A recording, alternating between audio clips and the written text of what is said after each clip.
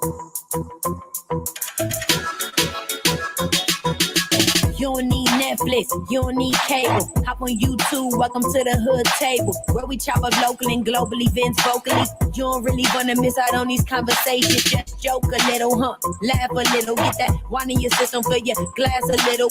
Those current events talk trash a little. You never know, opinions might clash a little. They addicted to the content, got them binge watching. You don't like it, then you want invited. Bet your friends watching in the house and in your job parking lot before you clocking. They don't wanna miss a second of this HT content. Everybody think they got something to say, so it's an open invitation, bring it to the table. But if you come whack, just know we ain't buying in. We gon' probably turn your back and tell you sorry, try again, Yeah, welcome to the hood table. You don't need Netflix, you don't need cable. Yeah, welcome to the hood table. You don't need Netflix, you don't need cable.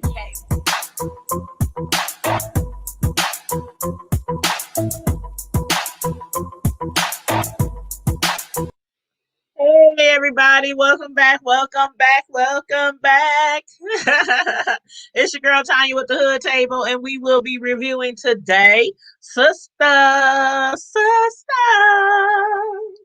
Season 2, Episode 12, titled Thinking of You. Make sure you guys like the video, share the video, subscribe to the Hood Table if you're not already subscribed, and follow us on Twitter, Facebook, IG Stereo, and also on thehoodtable.com website. And also, if you're free tonight, it's your girl's birthday. Feel free to come back tonight at 8 o'clock p.m. If you subscribe to the channel and you have hit the notification bell, then you will receive notification when we go on live tonight. Again, it's 8 o'clock p.m. Central Standard Time. And if you feel like blessing your girl with some birthday love, the Hood Table 402 is my Cash App child. The Hood Table 402. Thank you so very much. And thank you to those who have already sent me some Cash Apps. I've been receiving Cash Apps since yesterday. So thank you so much. Thank you so much. I appreciate it.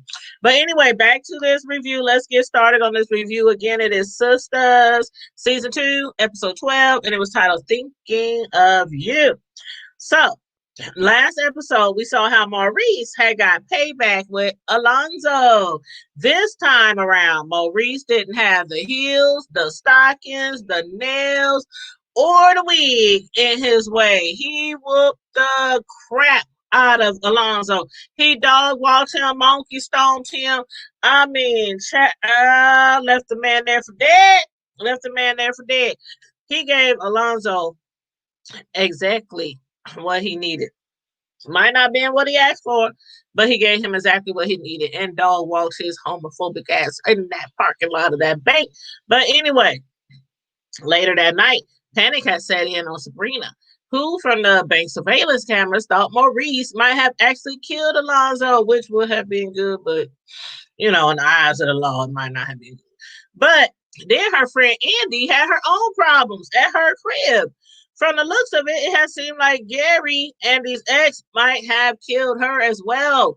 He was restricting her breathing, as we saw when he was hugging and embracing her. He kind of like snapped, zoned out. I don't know where he went, but he zoned out, and then she passed out. So we was under the pressure.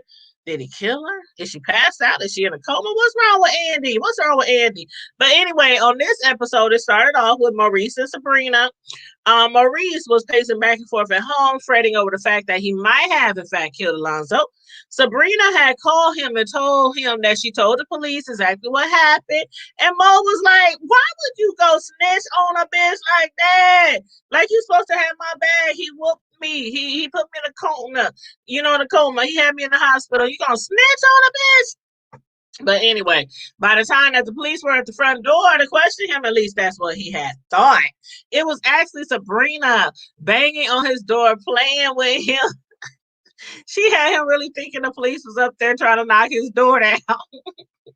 Thank God, though, that Alonzo did survive the beating. He was actually so high when he approached Maurice at the bank. So the beating, along with probably him being high, was the reason why he laid passed out on the ground all night, looking as if he might have been dead. But he is alive. He is alive. So hopefully Maurice won't get charged for anything like that. And speaking of passing out, Sabrina eventually passed out drunk in Maurice's bed to wake up to find Calvin standing in the living room with his bags. Now, although Calvin's drug test didn't come back yet, it hasn't came back yet, so Maurice don't know if he's doing anything or not. Maurice allowed him to move in after he showed him them checks. This the first month, this the last month rent. He was like, okay, here's your room. Here's your room. Let me escort you to your room. But Sabrina, she was extremely upset. She's still upset. She's still feeling, she's in her fifis, about seeing him out with another woman the night before. And Calvin, he couldn't handle his business in bed with that other woman that he was out with the night before from having his mind on Sabrina the entire time. So I have a feeling that them two might be getting back together. But moving on to Andy. Last week, after Gary thought he might have killed Andy, he called Karen's boyfriend, Aaron. Aaron and Karen didn't even realize that Andy's ex, knew Aaron.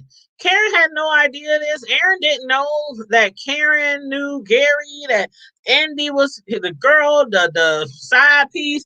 None of that information. But thank goodness Andy will be okay from now.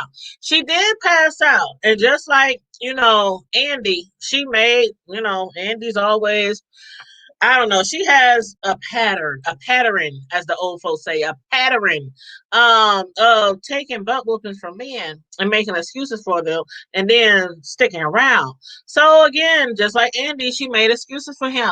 He could have actually killed that girl, but she was like, well, I was cheating with his wife, I probably deserved it. It's karma. Now, granted, he's never hit her before, but he has most definitely verbally abused her time and time again. So we know that usually can lead up to the physical abuse. So again, was the wife being honest, y'all? Do you think she was telling the truth every time that she said that he put his hands on her? I don't know. I'm beginning to believe her. But regardless if he did or didn't beat his wife, Andy is not new, like I said before, to domestic violence. Karen was beyond upset that Andy was refusing to call the police on him. Now, remember, back in college, when they was all in college, Andy was in a very abusive relationship and kept making excuses for that man as well. This time, she doesn't want to press charges because of the karma that she thinks she's receiving for sleeping with another man. And all of a sudden, she's also feeling sorry for Gary's wife. Like, why are you feeling sorry for her? I get it. You is sleeping with a married man, but it takes this to happen for you to feel sorry. You wasn't thinking about the wife before. You wasn't thinking about the wife before. But anywho, while Karen was trying to comfort Andy, Aaron heads over to the hospital to see Gary. After leaving Andy at her home passed out, he had left and got into a wreck. He was drunk. He had been drinking and driving. The police were there also waiting, for him to be released from the doctor so they could haul his butt off to jail for the drinking and driving charges. Now, the sound of jail didn't even faze Gary one bit. His only one main concern was to get his money back from Andy, who had earlier stated that she would meet him at the bank first thing in the morning. But that, of course, was before he damn near suffocated her to death. But I guess they still have plans on, meeting at the bank. Now, Danny Preston, Mr. Rodeo Cowboy, he had mentioned that he doesn't like being called, Mr. Rodeo by Danny, but she's like, I'm sorry. You don't want me to call you white boy, I won't call you white boy, but I'm gonna continue Mr. Rodeo. But as far as those two, Danny and her man Preston, it seems like things are going fairly well. They seem to be getting along pretty well. He was up there cooking her breakfast, and not only cooked her breakfast, but demanded that she sit down and eat the breakfast before rushing off to work. I really think that he is such a sweetheart. Not only is he sexy and fine, got a body, yaddy yaddy, but I think he is sweet. He's a sweetheart. And the total opposite of Danny, which could be a good thing for her though, because he can kind of like balance her out, like when Whitney Bobby first met, even though she was on drugs. Y'all know what I mean. Bobby was supposedly the bad boy compared to Whitney. And he was bad, but y'all know what I mean. Anywho, he can kind of like balance her out, mellow her out, bring her back down to earth when she's like over the top. But remember at the beginning though, she was trying to be all standoffish with him. She wanted him, but she did want him. She wanted to be with him, but she did thought he was too clingy and calling her too much, texting her too much, all this, that, and the third. But after their last little argument over the handcuffs, she's really warming up to him a lot more. And now she also wants to know a little bit more about what he does for a living. She wants to go on a bring your girlfriend to work day. I was like, is she ready for that now, Preston? He might not be a true cowboy, but he is a cowboy. He works in the rodeo and he has a messy job. Danny asked him what did he have planned for the day, and he responded with cows, flies, and manure. She was up there looking at her breakfast like, uh, uh, girl, you can barely eat, and you want to go on a farm and work with him or walk around with him with cows, flies, and manure all around the place. I don't know. I don't think she's ready. And then on top of that, he wasn't even sure. Like, he was kind of taken back, like, huh? You want to go? Okay, all right. You want to go on a ride along with me? Okay, all right. I guess tomorrow works. We can do it tomorrow. I guess I can schedule you in. And then as far as Zach, he shows back up needing a place to stay. Preston was still there. Preston was like, you know what? Handle your business. I'll holler at you later. I gotta go. Danny was not happy to see him. I guess she thought that she had finally got rid of him. He had moved in with Fatima, and she thought, I got my place back to herself. And she needs to have her place to herself. She has a damn studio apartment with her bedroom closed off by like some sliding Chinese uh but I can't remember what you call those things. Chinese dressing room thingy, room divider thingy. Y'all know what I'm talking about. Everybody used to have them back in the days. Even when I used to stay in the projects back in the day, everybody had one of them. Like it made their project look cuter or something. I don't know. The rooms of the project was so small that thing just took a more room. Just like in her house, she got him up there, Zach, knowing she don't have enough room for the two of them. But anywho, Preston left. Zach, he needs a place to stay. He's still in love with Karen, but he had moved on to Fatima. But that was more out of he needed a place to sleep, shit, shower, shave, and eat, right? But last episode he had explained to Fatima that it wasn't really working out at her place. Not only is he still in love with Karen, but he needs to also grow up. So used to being enabled, taken care of, catered to, Zach is now trying to be more mature and career minded. And with all of that being said, he still needs a place to stay. Like, I need to grow up. I need to be mature. I need to get can I please come back? Can I please come back? Can I take a shower? He had literally stayed at work all night. Now y'all saw how Fatima had came down to his job. What are you still doing here? Why is you sleeping on the floor with a broom in your hand, boy? You can come back to the crib. Even if he doesn't want to be in a sexually involved, relationship with her, she still offered him a bed, a meal, a snack, and a shower. So she still, did that for him. But he's like, no, no, no. I have to, I gotta focus on what's in front of me, which is this career that he's getting into with the real estate business. So anyway, he headed back over to Danny's apartment where he almost cracks his head. The boy is so tired. He laying back in that chair, and next thing you know, he was out and almost fell over and bust his doggone head. So after that shower, I hope he got a whole day's worth of sleep. But then again, probably not, because he had to be at the airport to work with Danny. So anyway, we're gonna see how this goes with him moving back in with Danny. As far as Karen and Gary though, I'm sorry, as far as Karen and Aaron though. Okay. The next morning, as promised, it was Karen, it was Gary, it was Aaron. Who else? Karen, Gary, Aaron, and Andy. Okay, the next morning, as promised, Andy, she had set out to meet up with Gary with plans to return him his money back. Sabrina, who had already arrived at work at the bank, at the bank, she received a flower from the new employee, Jacoby. This all happened before Andy and them arrived. Jacoby Sellers, that's his name.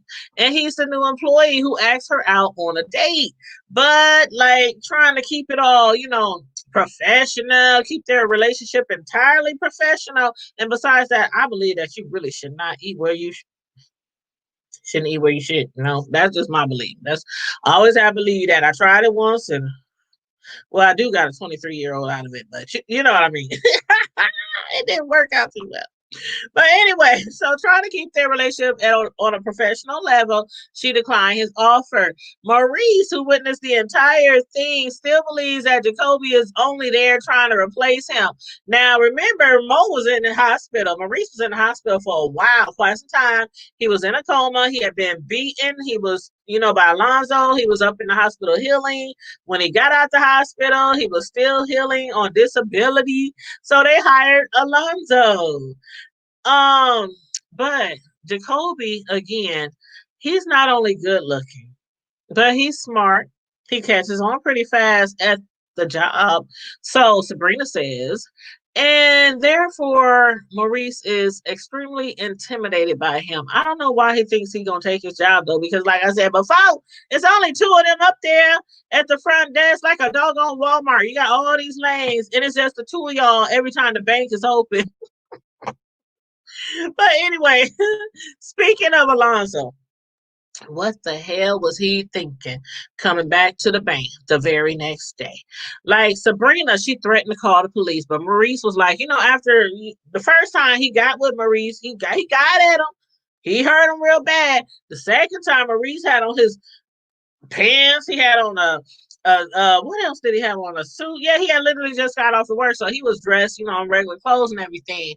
He wasn't dressed, in the dress, the heels, the nails, the eyelashes, all that kind of stuff. So he said, "I got this, boo. You ain't got to call the cops. I got this, boo." But Alonzo, he was only there upon recommendation from his lawyer. He came to actually apologize to Maurice for his behavior. In other words, Alonzo didn't want to go to jail for a hate crime and figured Maurice would accept his apology just like that. Like, just like that? Mm-mm-mm. Not only, again, did he put him in the hospital, the boy had broken ribs, he was in a coma. I mean, all this on disability when he got out of jail. And then his apology did seem like he was trying to come across sincere, but I really don't believe it. I don't believe that he was sincere, even though, and then he said, I took counseling and I tried anger management. Like, you tried it? Did you finish the class? Y'all probably didn't catch that though. He said, I tried anger management. What else do you want from me? I don't think it worked. I don't think it worked. And even if it did, again, he severely injured Maurice. Shoot, I mean that was a hate crime. He's homophobic. He needs to be locked up. He needs to be taught a lesson. Maurice spanked him real good last time, but no, he needs to be up there in jail doing some time. Do the time, bro. You know how it go. Do the time. You do the crime. You do the time. So go down there, clink, clank, clank, clank. Good thing though, he's big enough so maybe he can fight off the other guys who might want to, get with him. No pun intended. But to come to find out, also, Alonso and Jacoby, the new employee, knows one another as well. Jacoby did not, however, know that Alonso was the one who had put Maurice in the hospital. Jacoby was surprised to hear that Alonso. He was like, Alonso?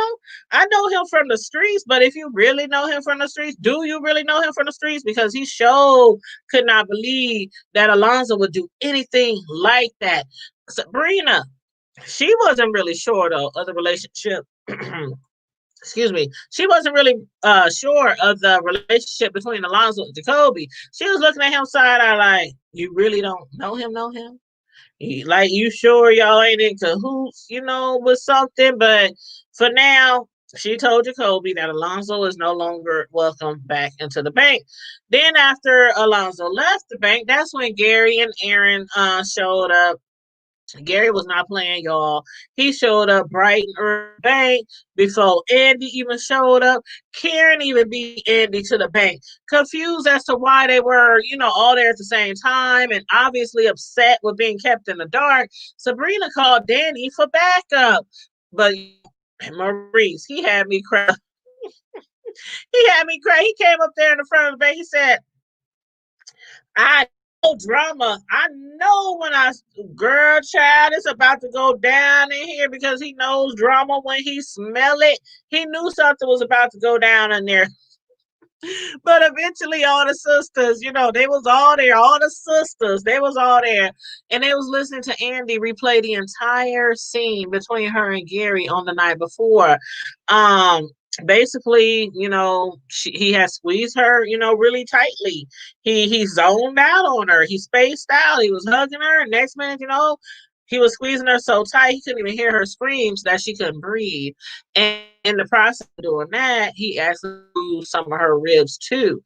And she still blames herself for being with a married man. Still. But screwing a married man or not, Danny, she snatched that money up. She said, F that. After everything he done put you through, like from the beginning to the end, and I'm not even sure if this is the end of them too. But everything that she's been through, she was like, you should keep this money. It's like $250,000. Keep that money for pain and suffering. Now, all but $3,000. All but minus $3,000. Andy did give the money back to him. But what about his apology to Andy? Did y'all really think he was being sincere? Like, I kind of felt it was really heartfelt. I really do think he really loves her and that he really does. He's really sorry about what he did, but I think Gary needs help. I think he needs help. And if his wife is right that he was beating on her too, and we know he's aggressive, we know that he's controlling. So if he's also, prone to beating on women, I think he should get some help. And who knows what'll happen in the future between them two. But right now, yeah, I don't think they should be together right now. So he did apologize to Andy. She started crying and whatnot. Danny, though, she didn't want to hear that either. First, she was talking about keep the money. This is for pain and suffering. Then she told his, but you better get your Ike Turner butt on out of here. That's all Ike ever did with Tina. He would beat her, apologize, beat her, apologize, and make sure she was shopping and getting everything she wanted, all that at the same time. But yeah, she was like, if you don't get your Ike Turner ass up out of here, Negro. But anyway, do y'all think that it's over for Andy and Gary? Let me know, y'all. Let me know how y'all feel about them too. And let me know if you think it's maybe more to the eye, more to meets the eye between Alonzo and the new employee at the bank, Jacoby. Let me know, y'all. And don't forget, like the video, share the video, subscribe to the Hood Table, hit the notification bell so you know every time we go live. And if you are free tonight at 8 o'clock p.m., I will be live again right here on the Hood Table celebrating my birthday with you guys. So in the meantime, in between time, stay safe, be blessed, remain vigilant, keep it hood.